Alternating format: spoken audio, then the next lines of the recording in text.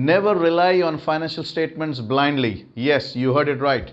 Never rely on financial statements blindly. This video is very important. If you are an analyst, if you are an investor, if you are an existing shareholder of a company or a potential shareholder of a company, you need to understand that financial statements sometimes can be misleading. There are many information which are not reflected in financial statements. I am the commerce specialist. Welcome to my channel where you find videos covering learning outcomes of various academic qualifications and professional certifications, including life-changing business ideas and hacks. So before we start discussing why we should not rely on financial statement blindly and what are the limitations of financial statement, I have a humble and gentle request. If you're not yet subscribed, please subscribe my channel. This is one way of showing that you value my work. Thanks a million in advance.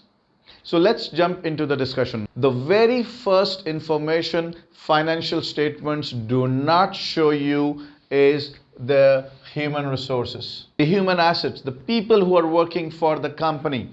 Think about, when I say asset, asset means resources of the business. One of the most important resource of the business is their employees. Financial statement does not say anything about the people who are working with them, how qualified they are, how competent they are, how loyal they are, so on and so forth. So, people make the company. Company does not make the people. You understand that? It is the workers who make or break the company. So, the type of workers, whether they are highly competent, highly experienced, very focused, very loyal, or were employed on the basis of some recommendation which you call WASTA or JAC, we really don't know. The other issue with financial statement is they have historical data. So financial statements which are prepared using historical data, so it makes no sense to use old data, historical data based upon which financial statements are made on to make future decisions. For future decisions, we need prospective financial information. Another issue with financial statement is, as I told you, financial statements are prepared using historical data and data changes very quickly. Information changes very quickly. What is there stated in the published financial statement, by the time you're making the decision, that data, that information, those numbers must have changed. One of the example is the crown jewel. Crown jewel is like, let's suppose you have the published financial statement of a company. You are very interested in the company because the company has an asset which is a cash generating unit which earns a fortune for the company. By the time you want to invest in the company, what if soon after the financial statements were published, that important asset was sold? And you're doing all the math, all the planning to invest in the company, you've arranged funds, you've borrowed money from here and there, not realizing that the asset because of which you were buying the business is no more with the business. Another drawback of financial statement which I see is, even if you look at the financial statements of a company and it shows that the company has been performing very well, so let me tell you, past performance is not a guarantee of future success. A company which has been performing over the years, it is not necessary that they continue to perform the same way in future, and vice versa. A company which has not been performing in the previous years does not mean necessarily that it will not perform in future. So financial statement shows historical data. So if the data shows high performance, that does not mean it will continue, and vice versa. The financial statement we look at has been published. That means it has, as I said, historical data. But what if soon after the financial statements are published, the company's management may change their objectives, they change their strategies, and this change may have impact on future performance which you are ignorant about.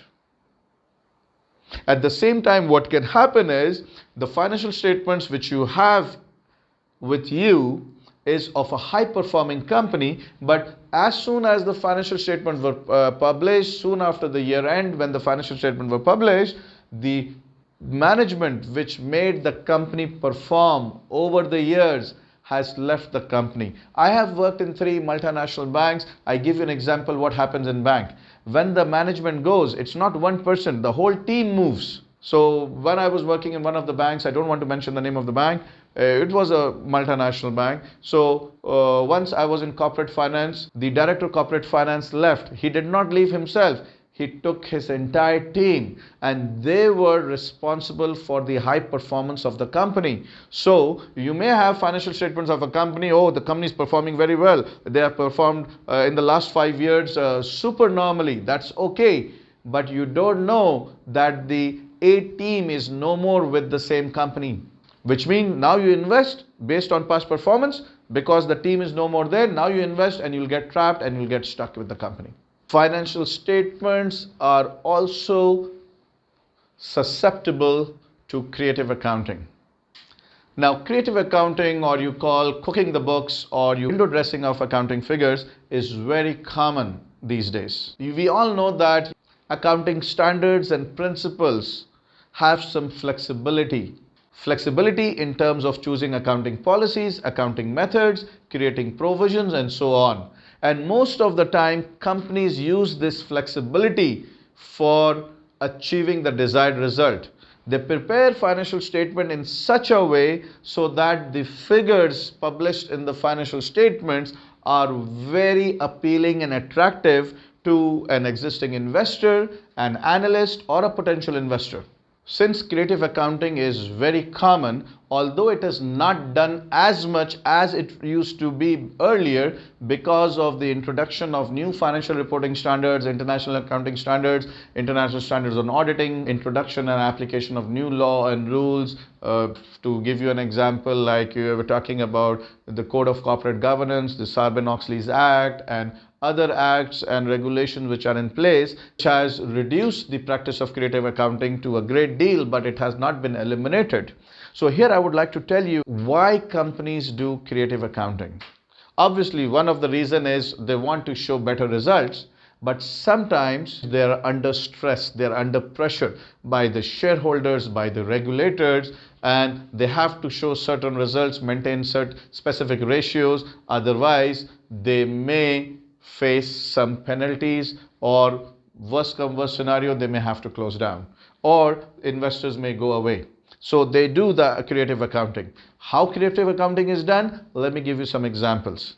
Generally, companies will show steady profits, regular dividends, stable dividends, and normally financial statements will not show you that a particular key ratio is deteriorating. Why? It has been engineered, it has been managed through creative accounting. One of the way companies used to do creative accounting is through off-balance sheet financing, which is no more allowed ever since IFRS 16 lease has been introduced. Earlier, what you used to do is they used to take an asset on operating lease, and it used to serve the same purpose as finance lease, hence not showing the assets in the balance sheet at all, which means a company has a huge generator. It is adding value to the company, it is helping in generating profit, but the generator is not shown in the statement of financial position as a non-current asset, though they are using it. Earlier we had IAS 17 lease. Now we have IFRS 16, which has superseded it. So earlier, under the old standard, there were two types of lease, operating and finance lease. Now, as per IFRS 16, there is only one type of lease, which is finance lease. That means operating lease is no more allowed, which makes it impossible for the company to have a non-current asset and not show it in the balance sheet. So now I'm going to tell you what difference it makes. There is one ratio which we call return on capital employed. The formula is, for example, net profit. Okay, I'm just giving an example, rough idea of this. They are divided by capital employed. Now this capital employed is your total assets minus current liabilities. So let's assume the net profit is 100,000, and a company which uses operating lease earlier, their total assets are actually 1 million, but because of operating lease, they are only showing it as 600,000. They have a generator worth 400,000, which has helped to generate this much profit, but they are not showing it here. So 100,000 divided by 600,000 into 100 will give you a return on capital employed of 16.67%. Whereas these days, as per IFRS 16 lease, if you have 100,000 profit, there is no option of not showing the asset which is on operating lease because there is no more operating lease. So this would be now 1 million. That means you have no choice not to show the asset on operating lease. It is a finance lease, hence the asset will be shown in the statement of financial position. If it's shown in the statement of financial position, it will be here in the total assets. And when you calculate capital employed, it shows like this. So it shows 10%. Now see, through creative accounting, through using the option of operating lease, companies used to show a return on capital employed of 16%, whereas actually it was 10%. So this is one way companies used to mislead investors, analysts, and potential investors, shareholders, that the company is performing, the return on capital employed is pretty high. Actually, it is 10, not 16. Another way companies do window dressing or creative accounting is through manipulation of receivable write-offs. Receivable write-off is very simple and easy to understand, so I'm not going into the detail. Let's come to the next point. As per IS 37, companies have to create provisions, let's say provisions for warranties and so on. So what happens when you create provision, it requires a lot of management judgment. When I say management judgment, that means the issue becomes subjective. So what the companies do is they follow the IS, they create provision in year one, and soon after the financial statement is prepared, they reverse the provision. So they show a different result in year one and probably a better result in year two. Obviously, it comes under the umbrella of window dressing. Another way companies do window dressing is through aggressive earning management. What they do is they just do invoicing in advance in order to, manipulate the cutoff dates, and hence they show more revenues. Revenues which were supposed to be recognized in the future period, they're recognizing it now just by doing advance invoicing. As a student of accounting, financial reporting or audit, you also need to understand sometimes what companies do is at the end of the year, in fact before the end of the year, they sell a non-current asset, show a huge gain on disposal, which will obviously reflect in the financial performance, and soon after the year end, when the financial statements are published, they buy the asset again. So what I'm trying to tell you is when they sell the asset, they sell it at a gain. So the gain obviously improves your overall profitability. At the same time, when the asset is being sold, your denominator, when you calculate capital employed, your denominator reduces. The lower the denominator, the higher the return on capital employed. So they shoot two birds with one arrow.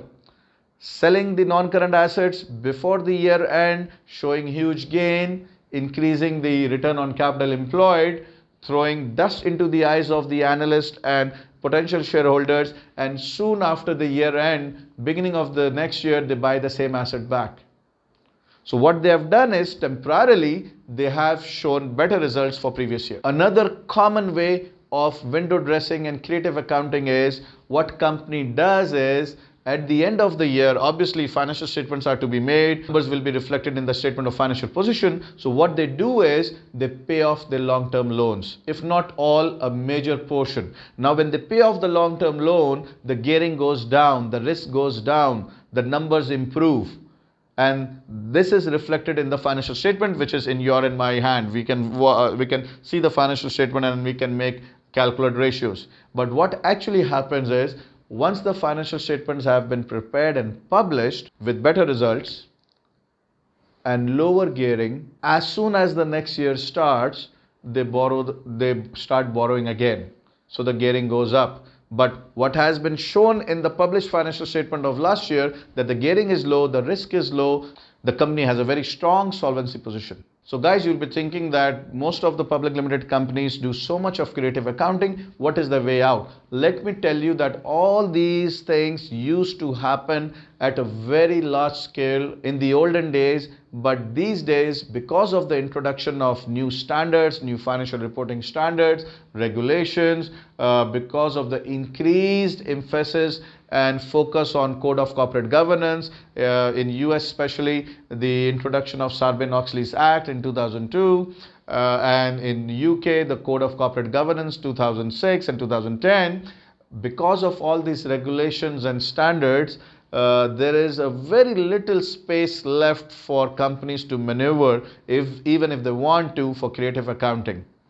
And to add more on this, auditors and firm of auditors have also become very cautious towards this aspect. So there is very little room for companies to maneuver. So guys, if you've understood the limitations of financial statements, what are the things financial statements do not show, what are the limitations of financial statements, if you have been a victim of this, or if you have any queries relating to this topic, don't forget to leave a comment. I will reply to you.